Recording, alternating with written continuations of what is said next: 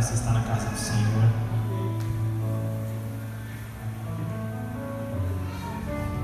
E aqui é a liberdade, amém? Amém, igreja? Amém. Você é livre? Amém, glória a Deus. Então vamos começar declarando, vamos entregar o nosso melhor a Deus, amém? Meu melhor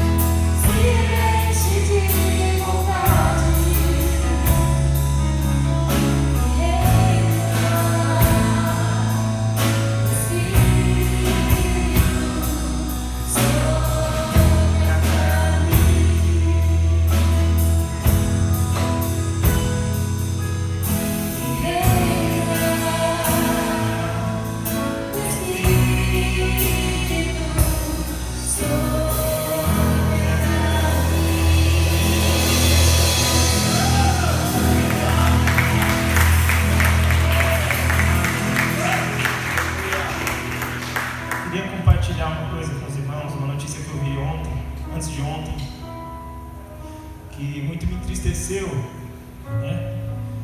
Agora oficial na China já está proibida a venda de Bíblia, irmãos. O que faremos diante disso? O que faremos? É oficial na Bíblia, já está proibido a venda de Bíblia. Na internet, nos sites de vendas de livros e qualquer objeto na China está totalmente proibido. Ou seja, o inimigo está tentando calar a nossa voz, está tentando calar o Espírito Santo. A nossa missão aqui na terra, quanto filhos de Deus, é evitar que qualquer arma do diabo venha prevalecer sobre nós, amém? Por isso eu te peço, irmãos, estejam orando por esses irmãos lá na China. Possivelmente muitos deles poderão não ouvir falar desse Deus ao qual nós servimos, ao qual nós amamos. O que pudermos fazer para que essa palavra que a gente canta, que a gente vive, que a gente lê, que a gente ora todos os dias, possa chegar a eles. A gente não pode ser egoísta.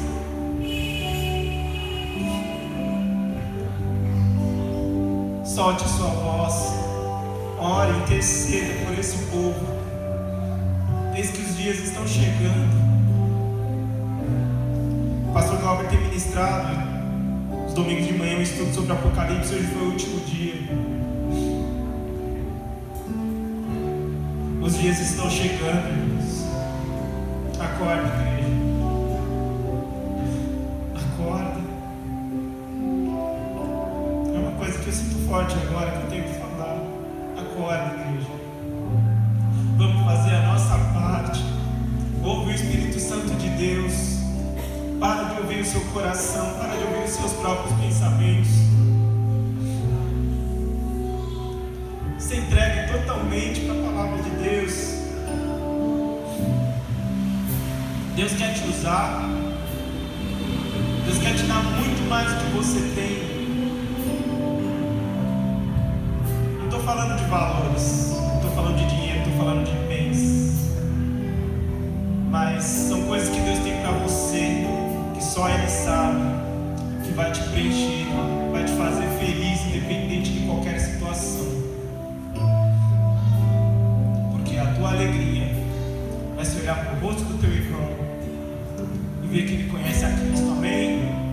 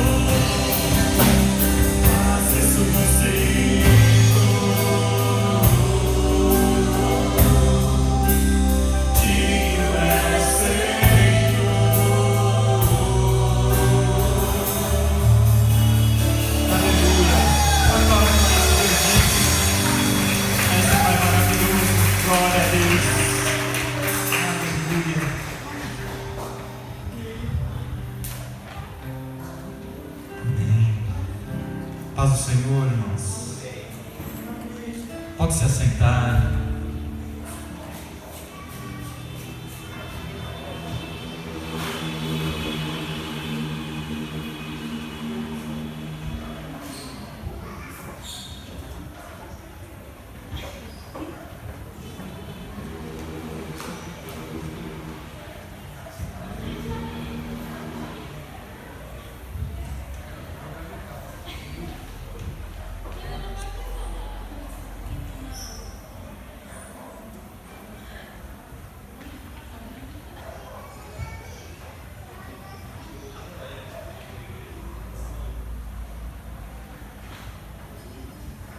Glória a Deus. Os irmãos estão bem?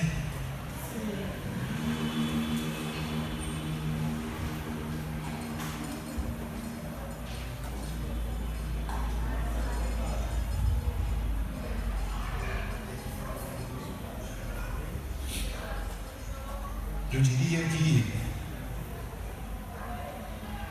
poderia estar um pouco melhor se o Corinthians não tivesse ganhado o campeonato.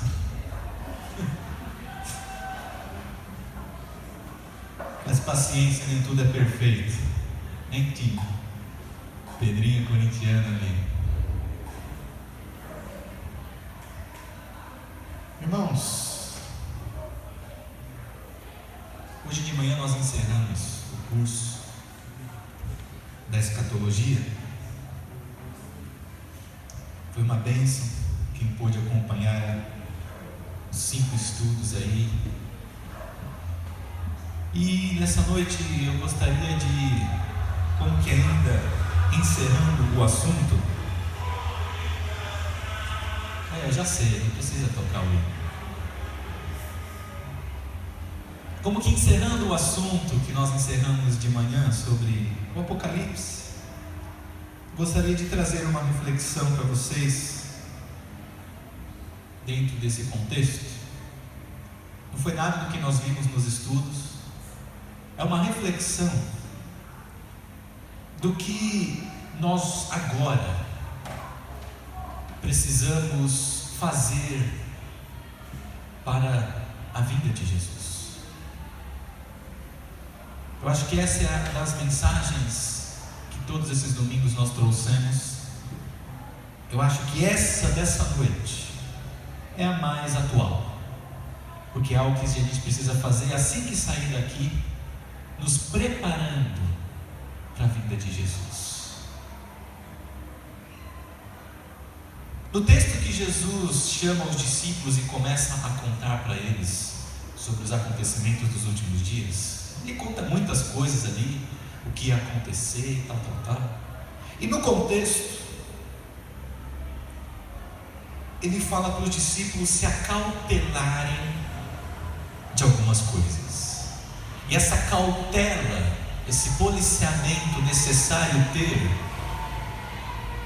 é o que nós precisamos hoje também ter, para que não sejamos pegos de surpresa quando Jesus vier. Abra sua Bíblia em Lucas capítulo 21,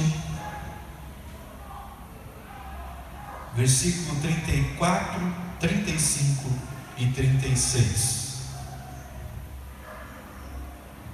Esse texto, Lucas 21, ele é paralelo ao texto mais conhecido, que é Mateus 24, onde se fala lá do princípio das dores. É o mesmo texto aqui, só que Lucas, por característica do personagem, ele é mais detalhista nos seus relatos.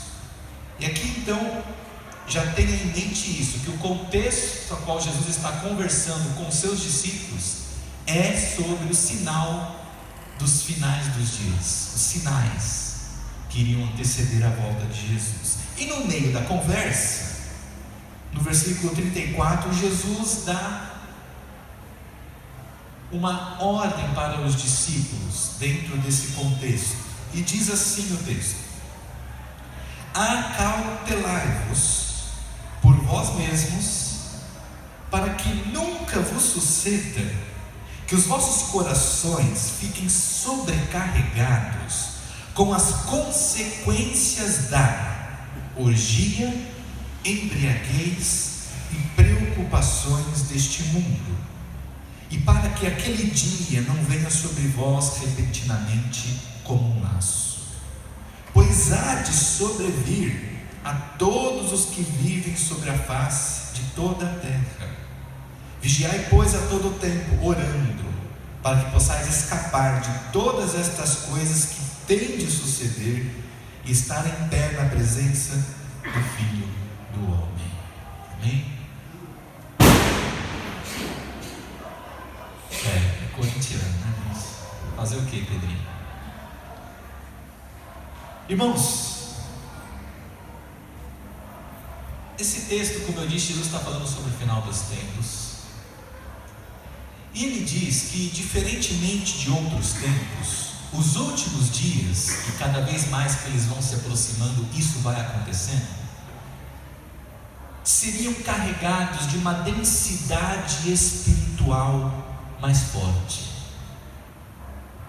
A cada vez que o tempo passa, parece que o negócio vai se fechando. E Jesus aqui no texto, ele diz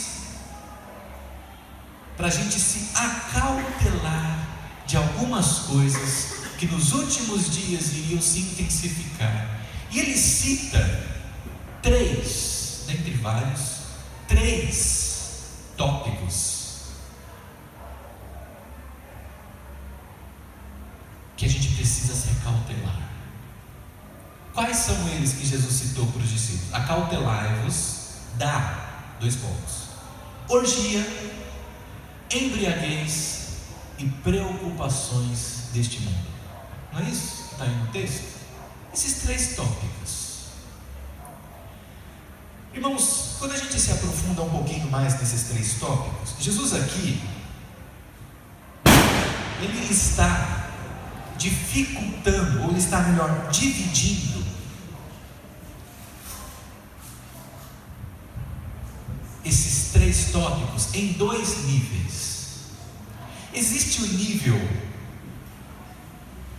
objetivo do assunto, existe um nível mais subjetivo desse mesmo assunto. O plano objetivo dessas dificuldades, Jesus cita aqui, é a orgia, a embriaguez e as preocupações deste mundo. Ora, quando ele fala da orgia, objetivamente a gente já sabe o que é a prática da orgia, não é isso? É aquele homem ou aquela mulher que quer ter os seus prazeres saciados de qualquer forma, com tudo e com todos. Basicamente essa é a prática da orgia. Só que quando e Jesus aqui fala da orgia para os discípulos, a gente não pode se basear tão somente nessa interpretação direta e objetiva da palavra, porque a questão é muito mais profunda, porque do contrário, você já se vê livre da lista. Ah não, pastor, eu não pratico isso. Orgia, Deus me livre, isso aí é para quem vai para bacanal, é para quem vai para as baladas, e aí essas pessoas sim, essa palavra seria para elas. Essa palavra não é para mim. Só que aqui, irmãos, a orgia, na qual Jesus nos diz que seria algo que a gente teria que se acautelar nos últimos dias, é muito mais profundo do que esse bacanal. A orgia, ela nos fala diretamente do culto ao prazer. A orgia nos fala de um cara que não quer estabelecer vínculos e nem compromissos de amor para com o próximo, mas ele quer tão simplesmente ter os seus prazeres saciados, aonde ali não há nenhuma construção de fidelidade, de amor, de compaixão, uma construção de uma vida, não existe isso. Portanto, o que Jesus está nos dizendo, objetivamente, é a prática do negócio, mas de tal modo também ele está nos dizendo que isso é para que a gente se acautele da infidelidade, para que a gente se acautele do não compromisso, para que a gente se acautele da infantilidade nos relacionamentos, porque tudo isso é uma orgia, é uma infantilidade, é uma infidelidade, é um não amor. Eu não amo e nem quero ser amado, eu só estou preocupado com o meu prazer momentâneo. Então o que Jesus está nos dizendo, irmãos, é muito mais do que simplesmente a prática, porque a orgia aqui é mais do que a prática, é o espírito que atinge a humanidade e que Jesus disse que atingiria nos últimos dias. A orgia como espírito é aquele espírito que não estabelece vínculos, é o espírito que o indivíduo caminha sem amar, é um espírito de utilização, de egoísmo, de saciar momentaneamente, é um espírito de frieza e de individualidade. É disso que Jesus está dizendo para a gente se acautelar nos últimos dias, que vai de encontro, por exemplo, num outro texto, quando Jesus diz que nos últimos dias o amor de quase todos se esfriaria. Isso é um espírito orgiático, se é que existe essa palavra. A orgia não estabelece amor nenhum para com o próximo, ele é frio, ele é individualista, ele é egoísta. Então é disso que Jesus está dizendo para que os discípulos se acautelem. Não é a simples prática do bacanal, porque se fosse assim seria fácil evitar, é só não frequentar tais lugares. Mas é mais do que isso, é a frieza que te pega, que nos faz sermos frios, às vezes sem nos percebermos. E eu disse, irmãos, nas aulas aqui, quando a gente disse sobre os sinais dos últimos dias, que às vezes sem perceber, nós somos sinais ambulantes dos últimos dias. Ou seja, eu sou um cara frio, eu sou um cara individualista, eu sou um cara egoísta, eu sou um cara infiel. E a infidelidade aqui não é só marido e mulher, é infiel em vários sentidos. Pessoas que não têm palavra, que falam e não cumprem com aquilo, que não pagam, que dão calote. Tudo isso é o espírito da orgia, sem compromisso, frio.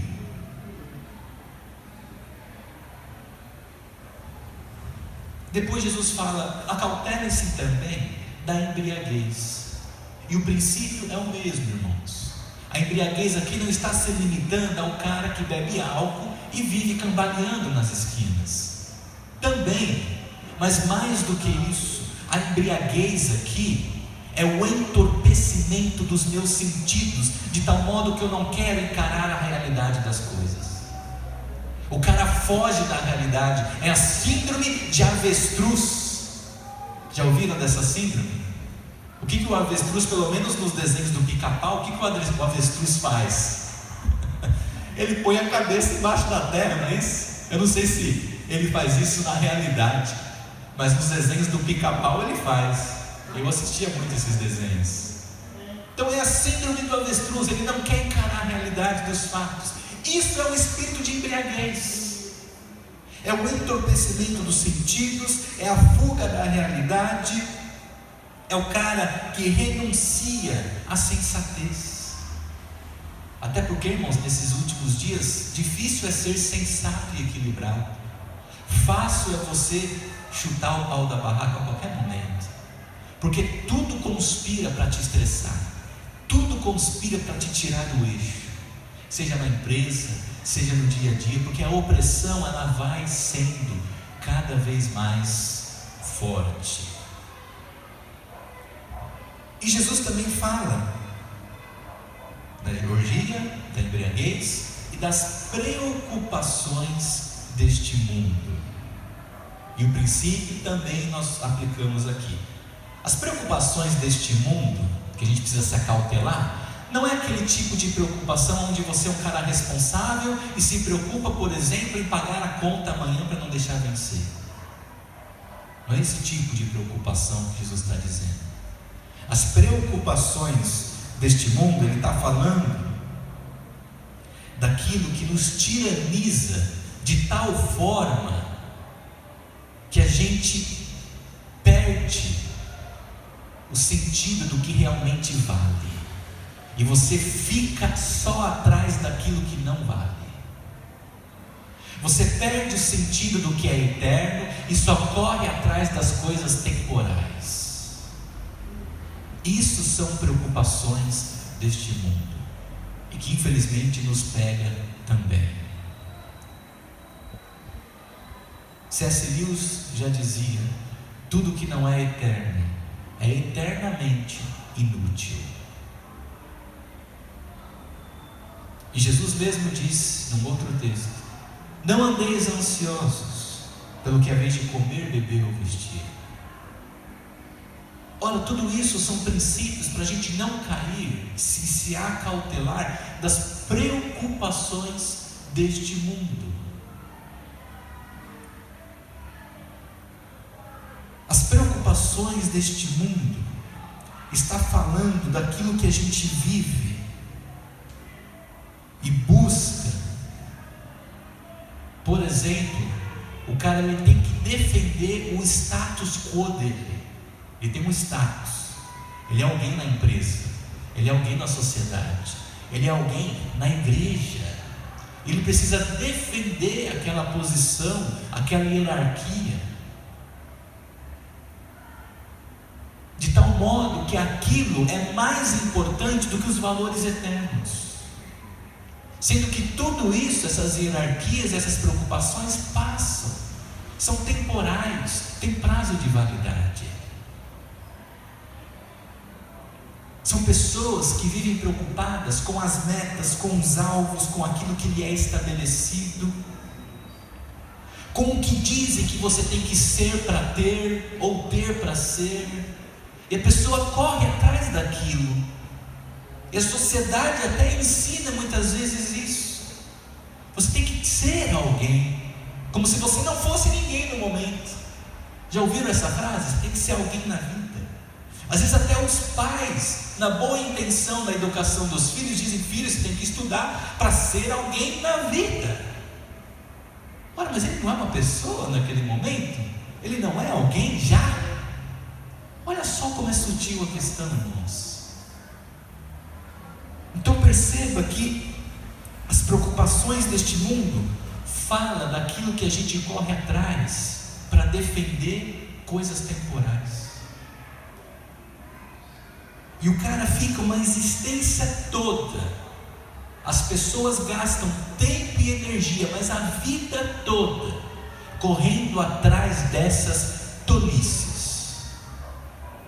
Tolices, irmãos.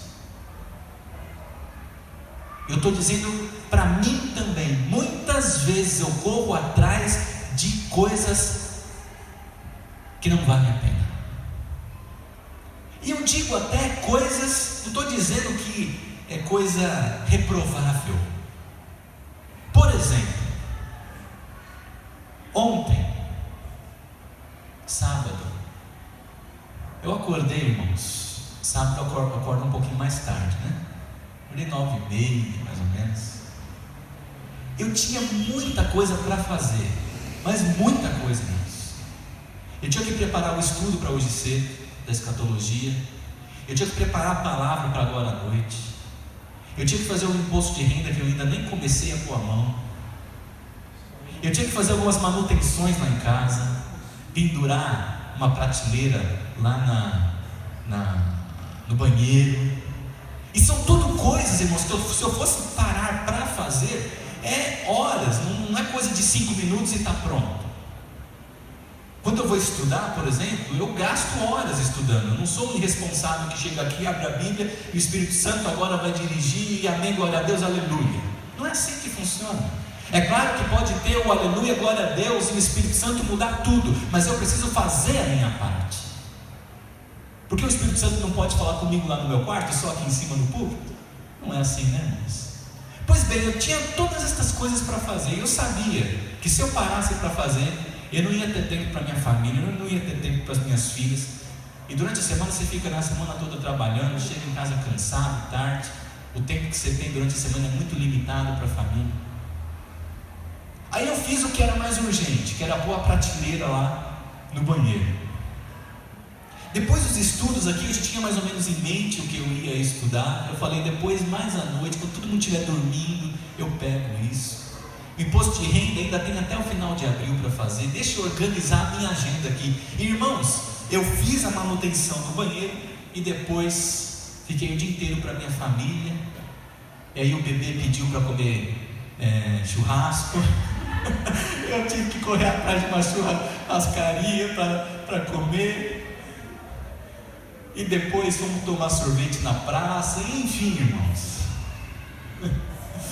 Aí à noite eu sentei com minhas filhas e a gente assistiu Fábrica de Casamento.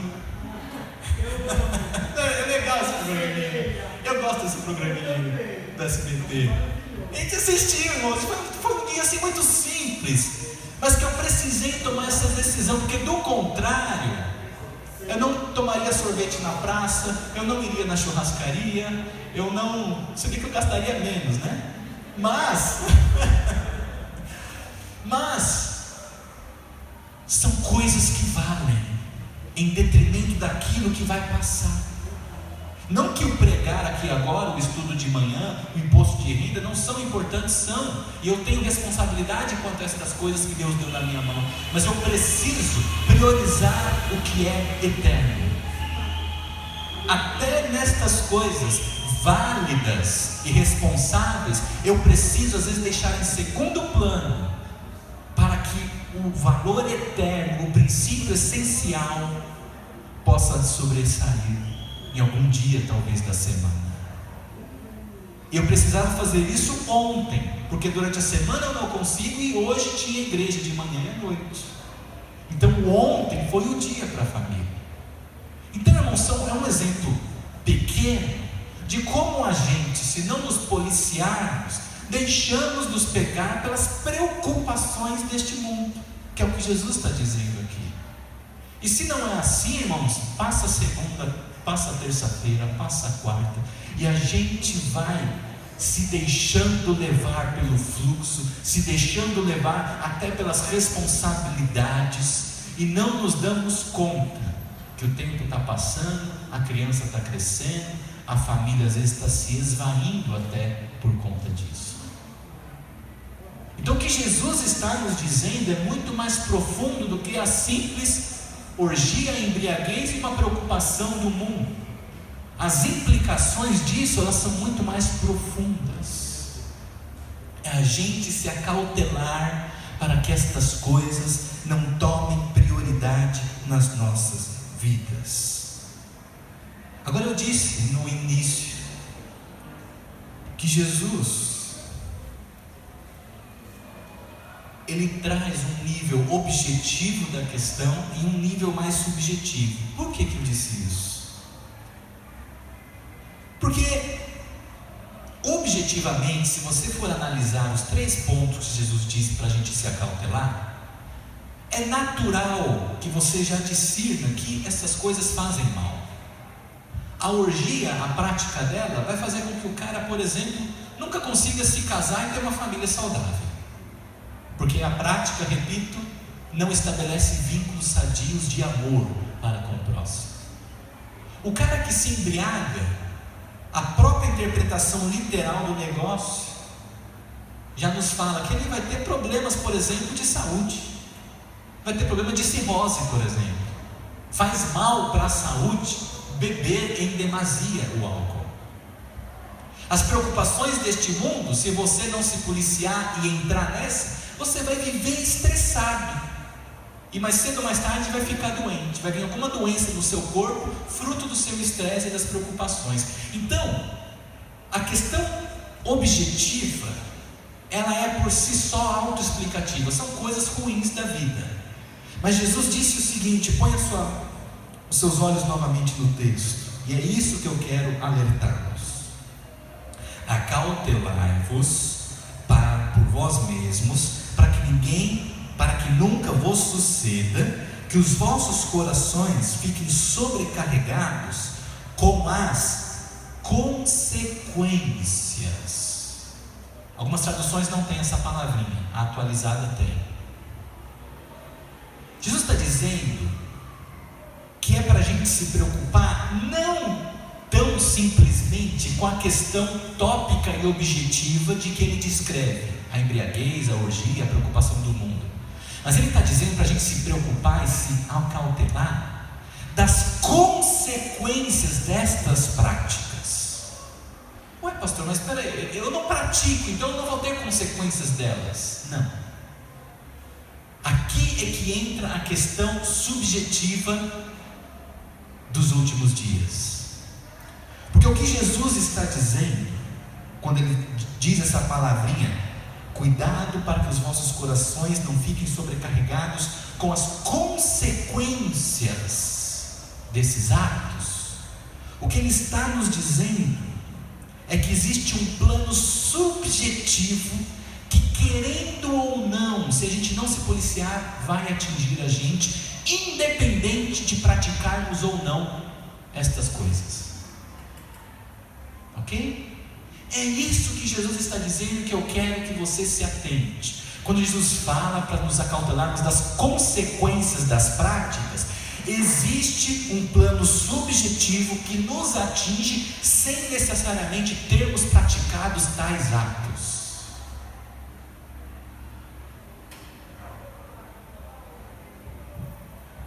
Afeta não somente o que pratica a orgia, mas aquele que não pratica a orgia, esse espírito também pega ele. O espírito da embriaguez, como eu disse aqui, que é mais do que tomar álcool, é você chutar o pau, pega não só o que de fato toma álcool, mas também aquele que nunca pôs álcool na boca. Porque o cara, ele quer fugir da realidade das coisas. As preocupações deste mundo pegam num plano objetivo e num plano subjetivo, que eu dei o meu exemplo aqui. São coisas boas que eu precisava fazer, válidas, mas eu não as fiz, porque naquela ocasião, para mim, seriam preocupações deste mundo, porque era uma oportunidade única que eu tinha com a minha família, num sábado, de passar com eles. Portanto, a questão subjetiva que Jesus está nos dizendo é aquilo que nos atinge sem termos feito nada de errado. É aquilo que vira cultura. É aquilo que vira valor. É aquilo que o errado está certo e o certo está errado hoje. E se a gente não se acautelar, a gente vai por esse caminho. Eu dei um exemplo de manhã, eu vou repetir esse exemplo aqui.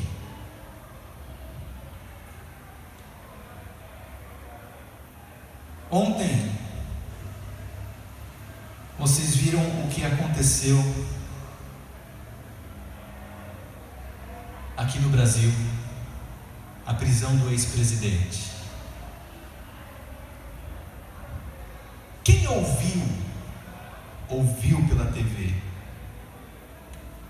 a palestra que ele deu, meio-dia, 1 hora mais ou menos? Se você só ouvisse ele e não soubesse de todo o conteúdo, de toda a história, você chegaria à conclusão de que ele está certo e todo mundo está errado. Porque ele é bom até na eloquência, apesar de não ser estudado. Ele é um perito em te convencer do erro. O cara tem uma sagacidade assim incrível, é um dom mesmo que ele tem.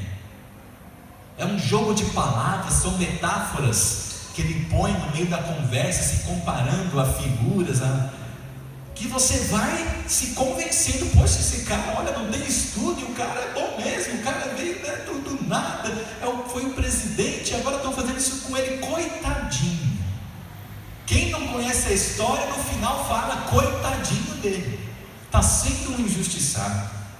E ele vai pregar isso até o final da vida, com toda a eloquência que ele tem. Mas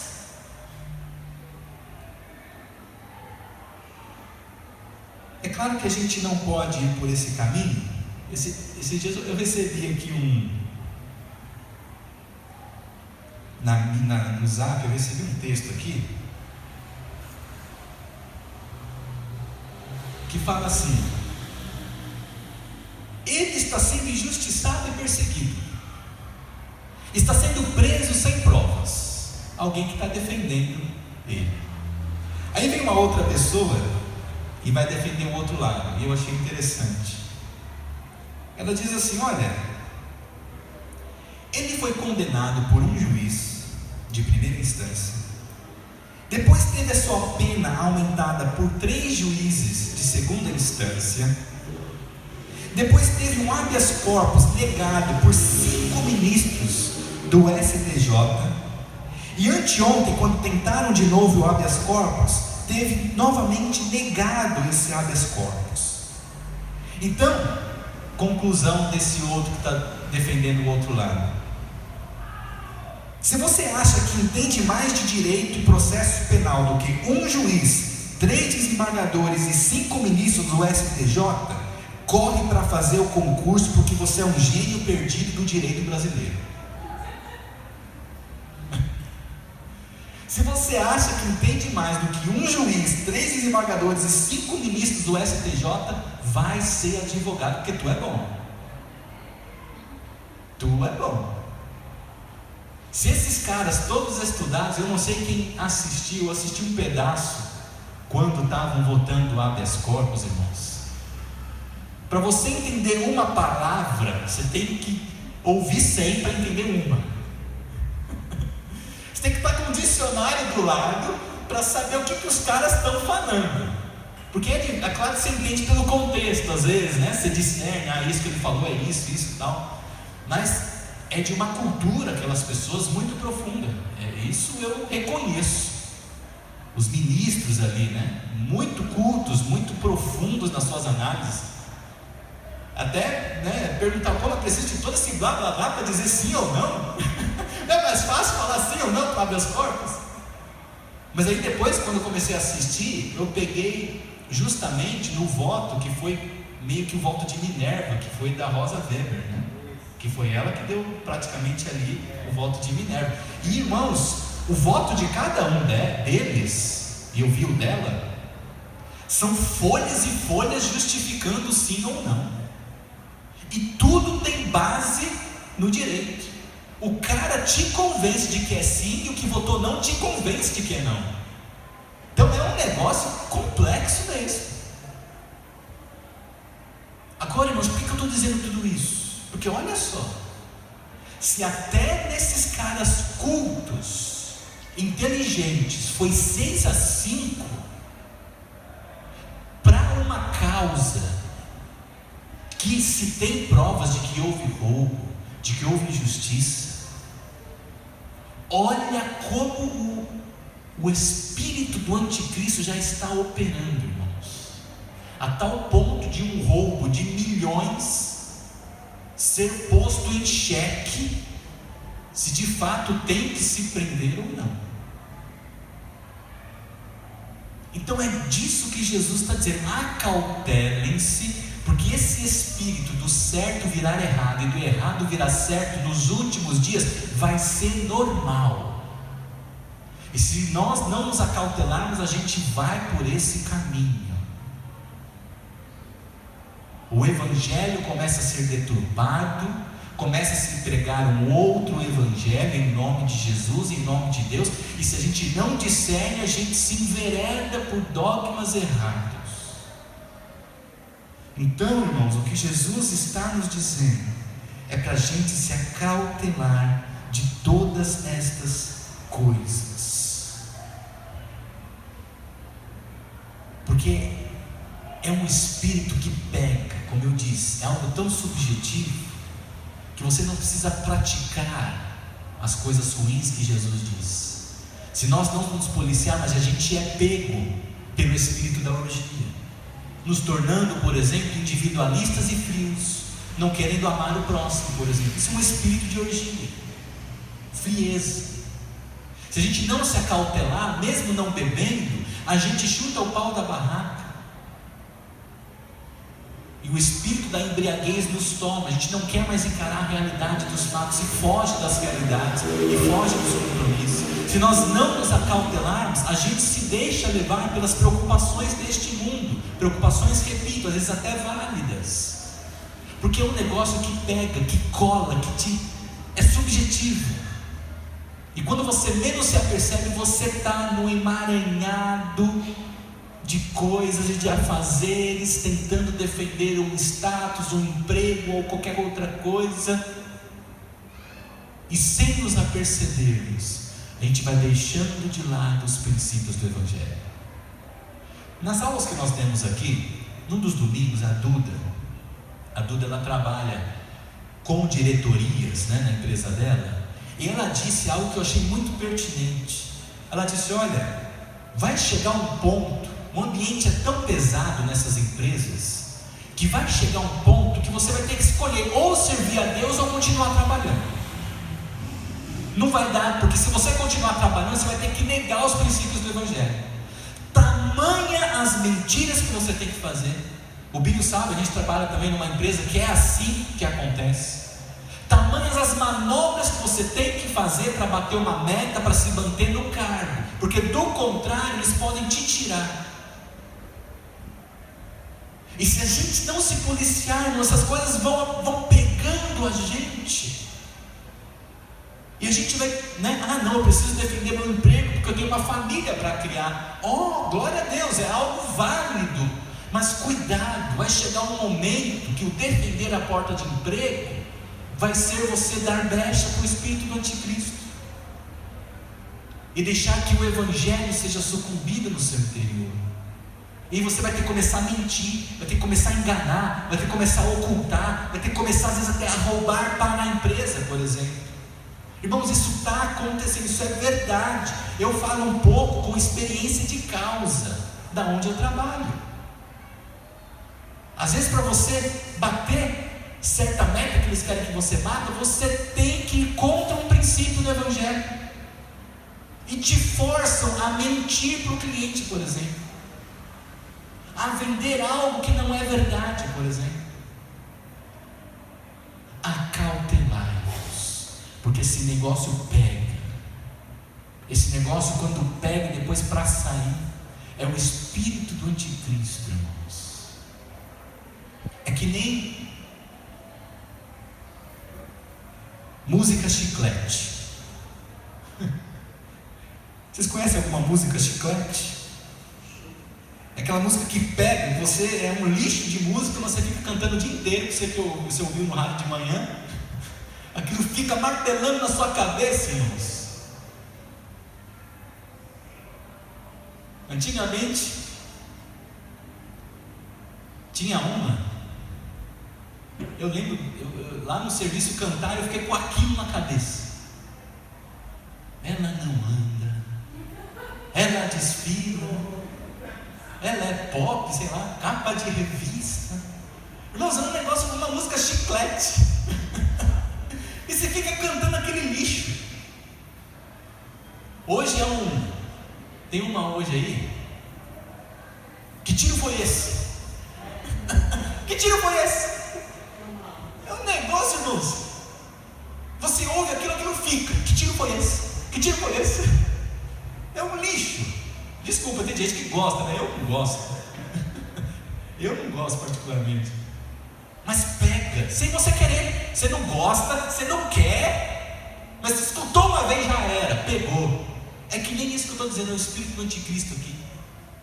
Você não quer, você defende, não, eu não pratico orgia, eu não pratico embriaguez, eu não vou me preocupar com as coisas, eu vou priorizar. Acautelai-vos, porque senão pega. Então, irmãos, a palavra para hoje é essa: acautelemos-nos disso que vira cultura. Por exemplo, é arte agora. Isso aconteceu alguns meses atrás, né? Uma aberração com as crianças, lembra-se? No museu aqui, não sei quem lá, levaram as crianças e um homem nu lá. É arte. Isso vai pegando, irmãos. É um pouquinho aqui, outro ali. vai virando normal. E repito, o errado começa a ficar certo e o certo começa a ficar errado. De tal modo, eu disse de manhã aqui, chegou sexta-feira à tarde, você vai sair da empresa, o pessoal já está armando aquele happy hour. Mas o happy hour, irmãos, não que você não possa ir no happy hour, eu já fui em muitos da minha empresa, mas você tem que saber, porque às vezes o negócio vai até de madrugada, aí é mulherada, e aí, irmãos. Só que aí, às vezes você, como filho de Deus, fala: não, eu não vou hoje, não vou nesse happy hour, porque eu sei que o negócio vai descambar. E é interessante, quando o pessoal vai te chamar, eu já passei por isso, parece que é você que é o errado, de não querer ir, Jonas, porque você sabe que vai descambar, e aí você tem que, não, desculpa até, mas eu não vou, você tem que pedir desculpa, porque você está sendo o errado, sendo que você é o certo. Você vai para a sua família, você vai priorizar a família, seus filhos, e os outros aqui vão beber e cair, levantar, beber, cair, levantar. Agora, esses que vão beber, cair e levantar são os certos, e eu que estou indo para a minha família numa sexta-feira à noite sou o errado de não acompanhá-los. Desculpa aí, eu não vou poder ir hoje. Temos até que pedir desculpa às vezes, porque você se sente um peixe fora d'água, porque é o certo virando errado e o errado virando certo, irmãos. É isso que Jesus está dizendo para a gente se acautelar nesses últimos dias. Esse negócio pega. Ah, pastor, mas qual que é o problema de eu ir com meus amigos? Nenhum. Eu já fui em vários, repito. Mas quando deu 9h30, 10 horas, 10h30, eu tenho que ir para casa, e eles continuam lá. E enquanto eu estava lá, eles já pediam cerveja, pediam bebida, eu pedia meu suquinho, meu guaraná. Tanto é que até brinco comigo, irmãos. Tem um zap, um grupo lá onde eu trabalho, né, no zap, e eles tiram sarro de mim, porque uma vez eu fui, todo mundo pediu cerveja, uísque, e eu pedi, o que eu pedi? Foi leite com morango. Eu até fui zoado, falei: lindo, que é isso? Tá meio estranho essa conversa aí, você não é homem, não? Leite com morango? E aí, irmãos, veio o leite com morango pra mim, e aí tiraram uma foto minha com leite com morango, e me puseram no zap, lá é a fotinho do zap do grupo lá da minha empresa, sou eu tomando leite com morango. Depois eu mostro aqui pra quem quiser, irmãos. Porque você é a exceção, você é o errado, sendo certo. Você está entendendo? Você é o errado sendo certo, você é um peixe fora d'água. Mas eu levo na esportiva, né? Porque se for levar a sério isso, levo na esportiva, o pessoal também respeita, né? Não tem nada forçado. Mas você vê que é um negócio, irmãos, muito sutil. Muito sutil. Que se não nos policiarmos, pega.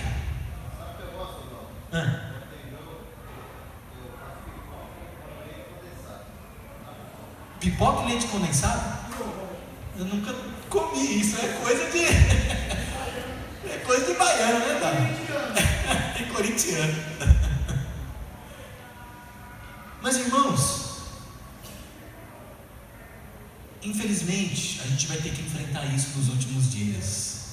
Isso só vai se intensificar cada vez mais. Portanto, se você não tem discernimento e nem capacidade para, num ambiente desse que eu dei como exemplo, se sair, não frequente. Se você tem discernimento, pode até ir, mas você tem que saber aonde você vai pisar. Cada um aqui agora, né? Cada um sabe até onde pode ir. O que para mim às vezes não é perigoso, para algum outro é perigoso em um ambiente desse. Porque pode tomar, cair, levantar, beber, cair, levantar. Eu não. Eu posso ir, o cara que está do meu lado, beber, cair, levantar, eu não vou tomar. Porque eu não gosto também. Ele cai e fica, né, Dado? Nem consegue levantar. Eu prefiro não ir, Cláudio. Não, é verdade. Eu vou porque eu tenho amigos lá, né, do banco. E é gostoso o ambiente, até determinado ponto. Aí depois, quando começa, você percebe que um começa a rir mais alto, que o outro começa a ir, deixa eu ir embora que já deu a minha hora aqui, né, irmãos? Mas, irmãos, é isso que eu quero dizer. Essa é a mensagem mais urgente do Apocalipse hoje. Essa é a mensagem mais urgente. É um negócio que pega, é um negócio muito sutil. Quando Jesus está falando aqui da orgia, da embriaguez, das preocupações deste mundo, não é algo simples assim, onde eu não vou praticar orgia, não vou beber, eu não sou desses. Não, é algo muito mais profundo. É você chutar o pau, é você perder o equilíbrio das coisas, é você errar e não querer voltar atrás, é você ser desequilibrado, é você ser frio, ser calculista, que é a orgia, é você não querer construir um relacionamento responsável, uma família. Quem foge destas coisas é um espírito que não deixa ele encarar a realidade dos fatos. Ora, como é que eu enfrento então esse espírito, pastor? Por exemplo, esse espírito da orgia, como é que eu enfrento isso? É você construindo amores responsáveis. É você construindo um relacionamento com quem Deus pôs do teu lado, seja sua esposa, seja seu marido, de forma responsável. Dessa forma você vai vencendo a orgia. Como que eu venço a embriaguez? É tendo consciência de que a minha alegria está em Deus e não nas outras coisas. Ainda que a figueira não floresça e a vide não dê frutos, diz o profeta, ainda assim eu me alegrarei no Senhor, no Deus da minha salvação. Ou seja, é uma alegria que independe de algo, que independe das circunstâncias ao redor, que vem do alto. Como é que eu venço as preocupações deste mundo? Priorizando o que é eterno e não deixando aquilo que é passageiro, mesmo que seja válido, tomar o seu dia, estragar o seu dia por coisas pequenas. Priorize o que vale. Priorize o que vale. Amém, irmãos? Essa é a